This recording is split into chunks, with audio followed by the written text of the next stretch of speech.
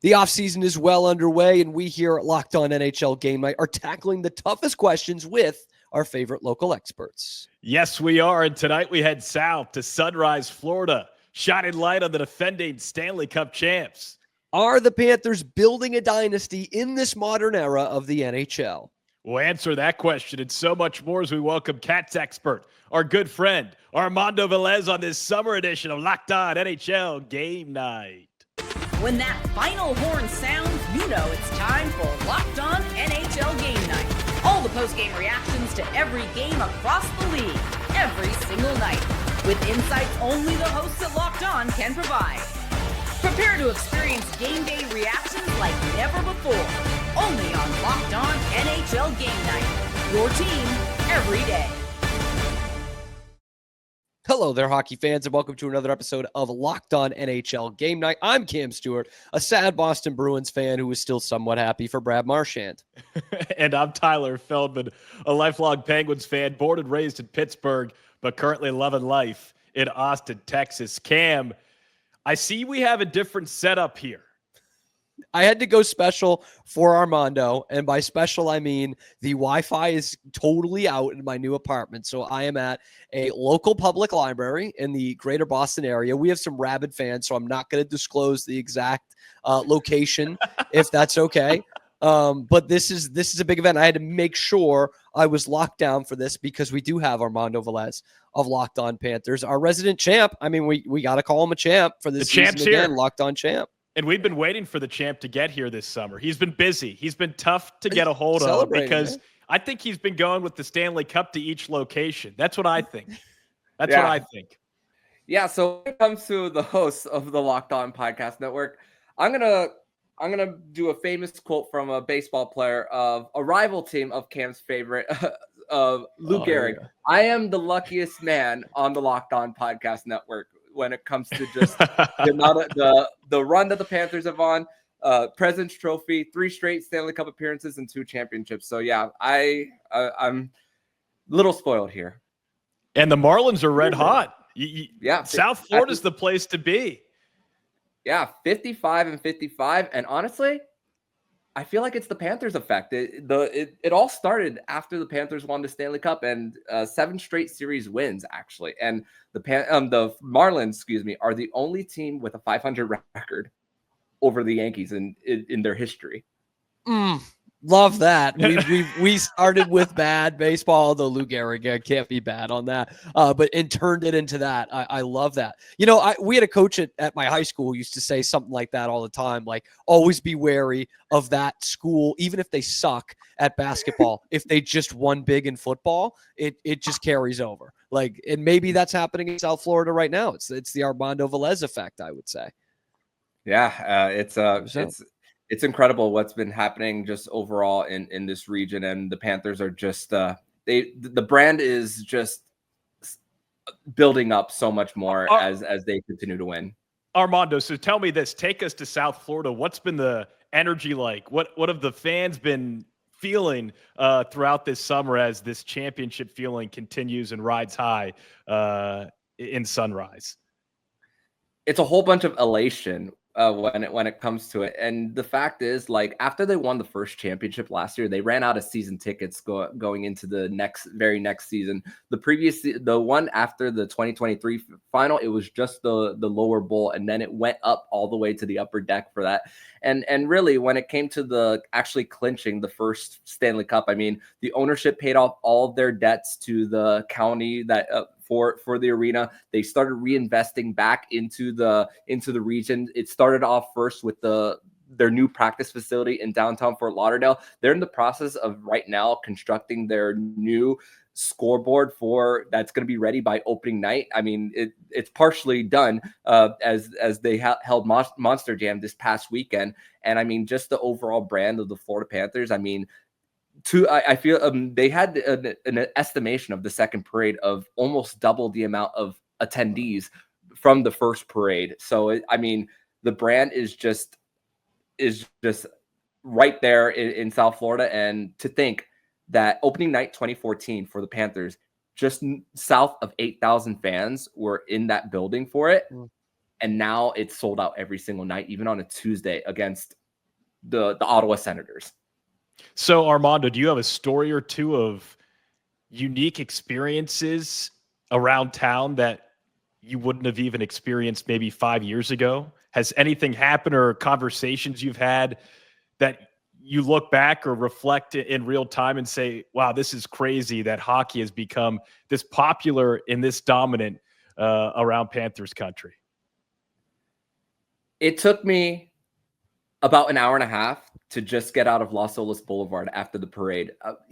Though I stayed around the area after the final speeches, walked around for a good hour and a half, but an additional hour and a half just to get in my car and just to get out of that area. And I'm just seeing Panther fans just walking over the bridge, and I'm just thinking, and I wasn't even mad at all, to be quite honest. I'm just like, wow, this region has come a long way. Well, Miami's got such a diverse culture, and it's so cool. Have you seen the growth of the sport within certain communities that, historically speaking, haven't gravitated toward hockey? Well, it's funny because a lot of the parents that I've talked to, they now are inspired to put their children into the learn to play programs around the Florida Panthers. And the thing is, with the Florida Panthers, they're very into having their alumni be involved in youth hockey. And one of them especially is Peter Worrell, who runs the youth hockey in South Florida at the Iceplex. So he's been on quite a couple of podcasts talking about how much the numbers have gone up as far as like registration. So it's great for the game. And as we're recording this on this day, it was just announced that Matthew Tkachuk will be on the cover athlete for NHL 26. So putting a face to the name for it, and then with these numbers, it's incredible how many people are inspired, when especially kids who look up to these guys and idolize them, that they want to be part of this, and they might want to be another player to make it to the NHL, which right now the state of Florida has 20 players who have made NHL debuts. Right now it's at 20. Wow. That number is only going to go up, and it's probably going to go up pretty fast, mainly thanks to Matthew Tkachuk. Let's talk about Matthew Tkachuk, shall we? Because this isn't happening without Matthew Tkachuk in one of the great hockey trades of all time that I know you just reflected on back a few weeks ago on your show. But, I mean, most transcendent player probably in the sport right now in terms of how he's built a dynasty. I mean, obviously not the only guy, but certainly that changed the whole face. And we'll see it again when we've got Olympic hockey coming up in February, just how big that Tkachuk star is going to be. But he might not be playing all that much before the February Winter Olympics. Armando, we're hearing he could be out till about Christmas with that abductor injury he played through in the entire postseason. What does that do to this team? Well, strangely, it keeps the team together for now because the Panthers are over the cap. Right now, they're about just south of $4 million over for as of right now. So they have not had to trade an Evan Rodriguez or a Jesper Boquist as of right now. So right now, those guys are a good amount of insurance pieces for the Florida Panthers. So right now, it's about Christmas time that Matthew Tkachuk will be missing in the lineup. And the sad part is that's around the time of the Winter Classic. The Panthers hosting that against the New York Rangers come January 2nd, 2026. So it's also a big celebration of the game. Another perk of the Florida Panthers winning their Stanley Cup. So it's gonna be a little bit for him to be ready for the season. Elliot Friedman said that it's gonna be the start, but he did not give a specific timeline. That Christmas break timeline was given by Nick Kyprios there. So right now, that's going to look like that. Looks like that's going to be the date. But this gives a lot of room for a rising star like Mackie Samoskevich to be part of that second line, to be with Sam Bennett and Evan Rodriguez, a player who right now is on the cheap for the Panthers.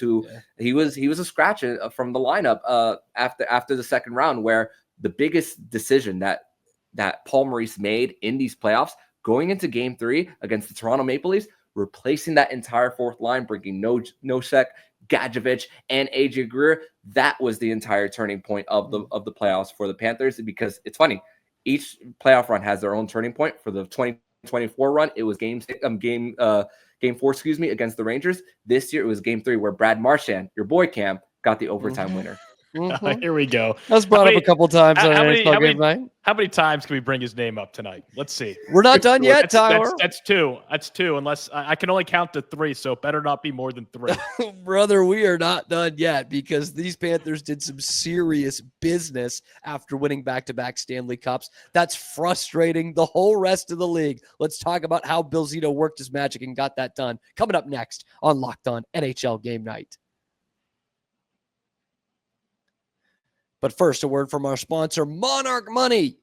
Ever wish managing your money felt easier? Well, with Monarch Money, it can be that. It can be easier. Whether you're growing your savings or planning a big purchase, Monarch puts you in the driver's seat. It's like having your own personal CFO, giving you full visibility and control over your finances. If you think Monarch Money is just a budgeting app, you've got it all wrong. It's so much more than that. It's a complete financial command center. You can track all your accounts, investments, and spending in one place. So in addition to managing your money, you're also building your wealth. And my favorite part about that is the one place. Everything in our lives now, it's different streaming services and duo authentication. You got to have this and this and this. Monarch Money, you got to have money and you got to have Monarch. That's all you need. Okay. And you can track your shared and personal accounts all in the same spot. So take control of your finances with Monarch Money. Use the code LOCKEDONNHL at monarchmoney.com for 50% off your first year. That's monarchmoney.com, code LOCKEDONNHL for half off your first year.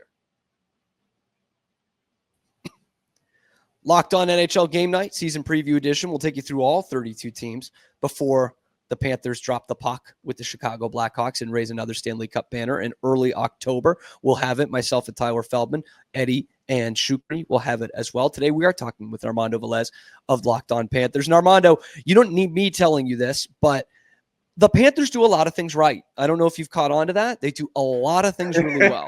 Okay, they play better than you, they coach better than you, and their front office runs better than yours. Obviously not Armando's, everybody else. And I read this very interesting Substack about a month ago, and they had talked about, obviously, you know, the Panthers have a style, they stick to it, they've got great players, but what they do so well is they don't spend money on bottom 3 to bottom 5 guys. You know, Marchand's on the third line, he's going to make some money this year. Everything else, 1-2 years, under $1 million. Nate Schmidt goes off in the Stanley Cup playoffs, making $800K a year. They're just so good at that. And that allows them to do what they did in this offseason. You had Ekblad, Bennett, Marchand, the whole rest of the league's thinking maybe they can keep 2, probably 1. No way they keep 3. Bill Zito has all 3 of them suiting up for the Florida Panthers next year. How big is that? And how does he keep doing it? I'm even surprised still that they were able to keep all 3. I was saying 2. That was the conclusion that I was getting to at the start of the offseason. I was thinking, okay, I even at the trade, even at the time of the trade deadline where the Panthers got it at the buzzer for Brad Marchand, that's 3 times now. I was thinking, okay, rental. The conditions were, okay, conditional 2028. If they make the conference final, it's going to turn into a 2027 first. But here is the thing. Where the Panthers got to today is all the work that they did before. When they signed Alexander Barkov to the 8-year extension, $10 million a year, still the NHL was going through a flat cap.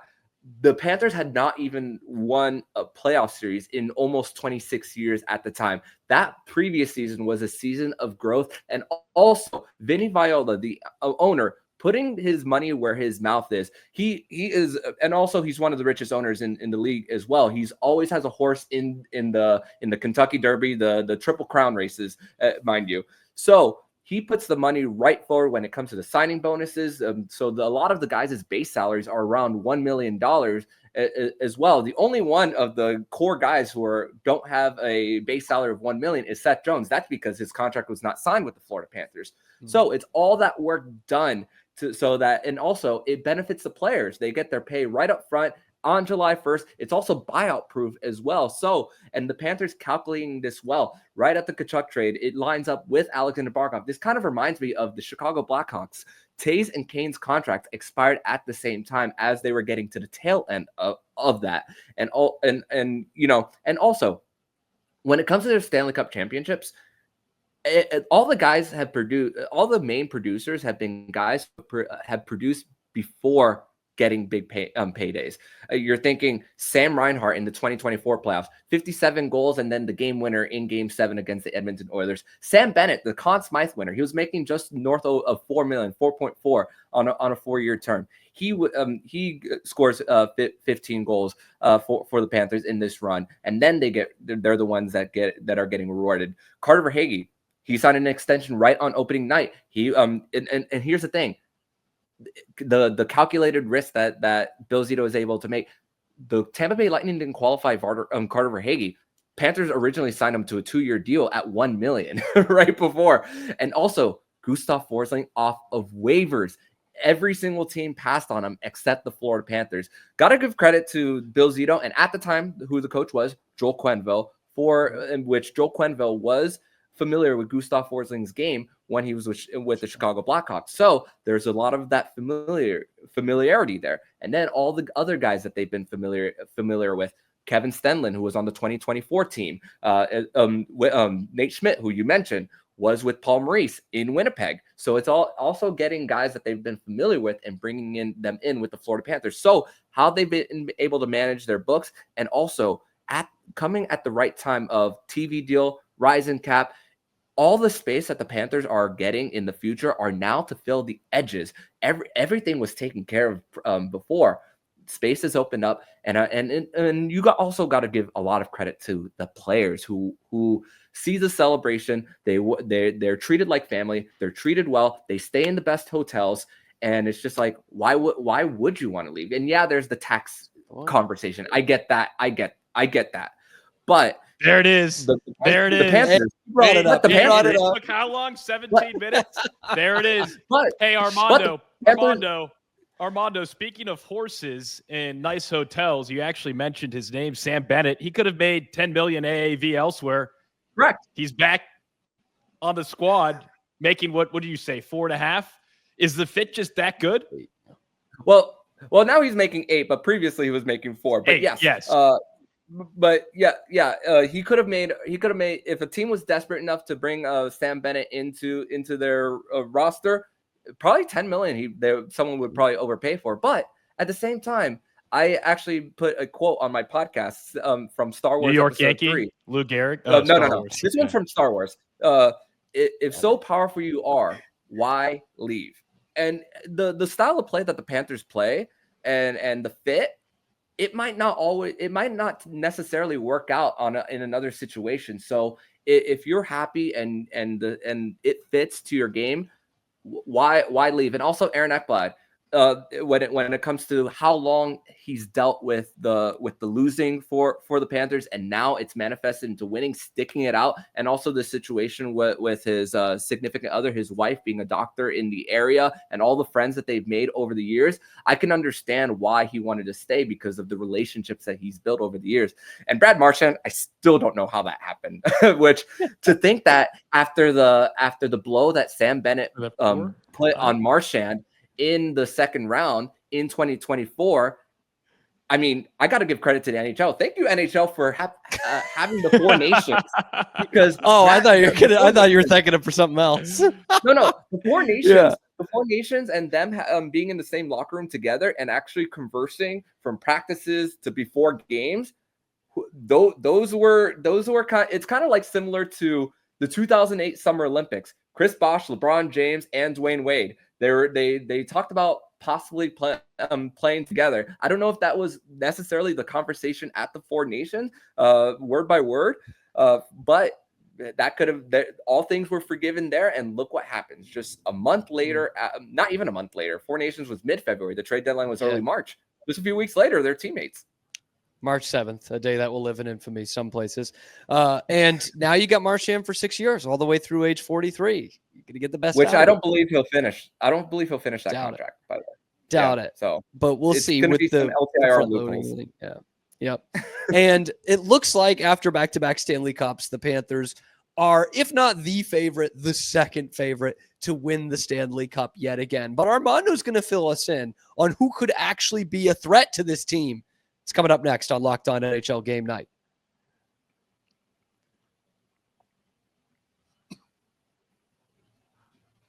Locked On NHL Game Night alongside Tyler Feldman. I'm Cam Stuart. We're joined by Armando Velez of the Locked On back-to-back Stanley Cup champion Florida Panthers. He tried to get that to become the official name of the podcast. He tried. Locked On's pushed back a little bit on it. I say all the power to you, Armando. So they bring back all three of the major free agents that they had. They just won the Cup again, and they've made it to the final the last 3 years. So is there anybody let's start with the East. Is there anybody in this Eastern Conference that could stand in their way after what we've seen in free agency? It's crazy because although they are a year older, I still think it's a Tampa Bay Lightning. They're in their own state. It's just for some reason I can't write them off. For some reason, they have one of the best goalies in the world. They still have a star defenseman in Victor Hedman. Nikita Kucherov you're battling along the boards, and then he wins the battle, and then he sneaks the backdoor pass to Braden Point right on the blue paint. It's you don't see it coming when it comes to how Nikita Kucherov can just kill the Panthers at times. But it's funny because the last two playoff series for the Panthers against the Lightning, Nikita Kucherov 0 goals in the last 10 games there. So I still trust the Tampa Bay Lightning and what they do. The Toronto Maple Leafs, they've taken a little bit of a step back, obviously, with losing Mitch Marner. Yeah, they filled around the edges there, but you still can't replace over 100 points, and especially a guy who ran their power play on their 5-forward power play. So I think it might be a little bit of a step back year for the Leafs. And honestly, when the cap opens up a little bit even next year, I believe that's when Brad Treliving will make a trade to bring a superstar. And the whole conversation about 4 guys making $10 million won't be as much of a conversation as it was a few years ago with there. The thing is, when it comes to the Metro division, I think the Washington Capitals are going to take a little bit of a step back. I think they're still a very young team who's going to really put a lot of emphasis there. The New York Rangers, there's still a lot of question marks. Yeah, an experienced coach in Mike Sullivan. There was so much drama there. And I mean, the Carolina Hurricanes there. Eventually they got to break through, right? I hope it's not next year. Well, we've said that about the Leafs, but yeah. Well, yeah, I mean, let's not forget, I picked the Lightning to beat the Panthers. I think I did too. We were both They were hot. High. They were hot. Both Okay. High on the Tampa Bay Lightning. So I think that's the biggest coin pick. flip. Armando, my question for you is, what would need to happen for the Panthers not to three-peat? What could possibly happen for this team where you say that's not going to happen this year? The streak's over. Because you look at this team right now, and they've done everything they need to do to get back there for a 4th consecutive season and win a 3rd straight Stanley Cup. Yeah, I mean, you think that how the Panthers style of play with their relentless forecheck. I mean, it just comes down to how the other teams adjust. If they're because the Panthers, they are once they are about to gain the blue line, they're flipping the puck to go dump and chase. And if the other teams are faster than you, and if they get to the puck and they're quick to get the support in, which the thing is, the Panthers and their ability to just use their edge work to get around the defenseman to be that first guy along the boards to win their battles, it doesn't give the defense a lot of time to get that puck support for that quick first pass from one corner to the next, and then for them to get that first breakout pass out, which is something that the Panthers do so well in their own end. So it's just a matter of how the other teams adjust. And I mean, from as years go on, that's when teams obviously teams watch tape, but eventually it catches up. And as the Panthers get older, that's what teams are going to be looking for. So it comes down to how they win those dump and chases, how they gain the zone. And yeah, the injuries is the obvious one, but it also for the Panthers on their side of things. How healthy is their goaltending department going to be? Thankfully, with the Olympic break, Sergei Bobrovsky is likely going to have that time to be off. So that's also a big plus in the goaltending department, because this worked for the Four Nations last year. He had that time off to just work on his technique and everything. So that's also a big plus for the Panthers there. Also, Aaron Ekblad, even before the suspension this year, he got some time off, more than a month's worth of time when it comes to all that. So that's been the benefit of the Panthers then, and hopefully that is for the Panthers now. For the Panthers, though, they did sign Daniil Tarasov they got him in a trade from Columbus, another place that Bill Zito is very familiar with. So they signed him. So they're expecting him to play 30 or 35 some odd games as Bobrovsky is in the very last year of the deal. So if you can be 500 and get in a good seed, although it doesn't really matter for the Panthers because they're the first team to win the Stanley Cup, starting all their games on the road since the 2012 LA Kings, I believe. The fact is, health is going to be once again the key factor. But as far as style of play, how other teams adjust to dump and chase. One last question for you, Armando. It's a real quick yes or no. Okay, we've only asked this once because there's very few teams we can ask this about. But for the Florida Panthers, is anything less than a third straight Stanley Cup a failure for this year?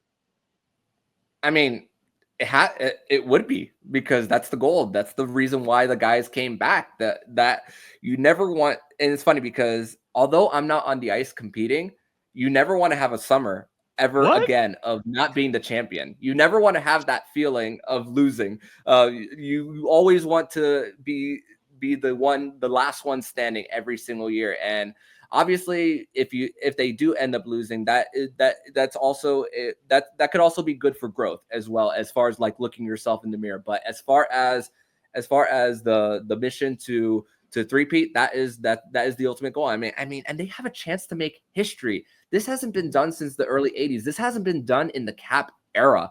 The Pittsburgh tried it. Tampa Bay tried it. Although the Blackhawks were able to get Hey, watch your mouth. Hey, watch your mouth over there. They tried it, Tyler. They tried. Hey, watch your mouth. But although the Blackhawks did get 3 of them, none of them were in consecutive years neither. And I mean, yeah, the Panthers, I said this all of the 2024-25 season, they're the hunted, and that's the same thing going into this season. Even though on a random Tuesday or a Wednesday in the season, the Panthers might be the dog days of the season, but the other teams throughout the year, they see that logo, they see the Panthers are in town, they're getting up for those games every single night. Even if the Panthers in game 50 something, they may not be, they're still trying to at least get ready. And it's all about getting hot at the right time. And that's every single time the Panthers have been able to get it there. And you guys, it was valid why a lot of people picked the Tampa Bay Lightning even this time around, because of how much they were hobbling in early April. So I kind of understand why they were. It was especially on that second end of a back-to-back against the Detroit Red Wings, where they put their AHL roster there. I understand, and chances are, I feel like if they go that route again, people might have some second thoughts on whether to say, will the Panthers be ready this time around? I have some second thoughts on the videos that I've seen surface on social media of a new fourth line center on the Florida Panthers, Armando Velez. It must be AI generated. That's my only explanation, because this guy's just telling us that he's not actually on the ice, but I've seen AI video then. It's not real. It's I thought it was real. I guess it's unreal. Maybe we'll see Armando suit up one of those games right before the playoffs when they've locked in their seat. I think we could see Armando out there. I'd love that. We could be looking at one of the best teams in recent NHL memory, if not even better. They're going for lucky 3. We've got a lucky 3 right here. I'm Gibb Stuart, Tyler Feldman from Locked On NHL Game Night. Armando Velez, check him out. Locked On Panthers every weekday, YouTube, wherever you get your podcasts as well. We will preview all 32 teams before we drop the puck and see which one we'll be talking about next offseason as the Stanley Cup champ. So thanks for making it your first listen today and every day. Get involved in the comment section below. Is this one of the best teams we've ever seen? How do they keep doing it? Like and subscribe so we can all keep our jobs, and we will see you on the next edition of Locked On NHL Game Night.